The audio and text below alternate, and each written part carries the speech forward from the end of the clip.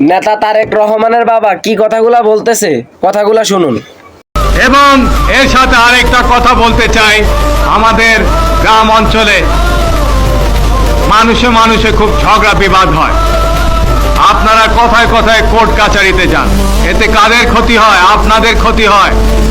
যে টাকা দিয়ে আপনার ছেলে মেয়েদেরকে খাওয়াতে পারেন, পোশাক পরিচ্ছদ কিনে দিতে পারেন, সেই টাকা আপনারা কোর্টে দিতে যান।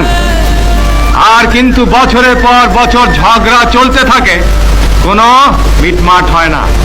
আমি জেনে খুব খুশি হয়েছি যে এখানে যতগুলি এরকম কেস, ঝগড়া বিবাদের কেস আপনারা গ্রাম সরকারের তরফ থেকে এবং ইউনিয়ন কাউন্সিলের তরফ থেকে হাতে নিয়েছেন, প্রায় সবই মিটমাট করে দিয়েছেন। এটা খুব ভালো কথা। এবং আপনাদের দেখা দেখি বাংলাদেশের অন্যান্য ইউনিয়ন কাউন্সিল এবং গ্রাম পর্যায়ে যেখানে গ্রাম সরকার আছে, আমি আশা করি তারাও এইসব ছোট ছোট মামলা এগুলি এখানেই বিচার করে মিটমাট করে নেবেন।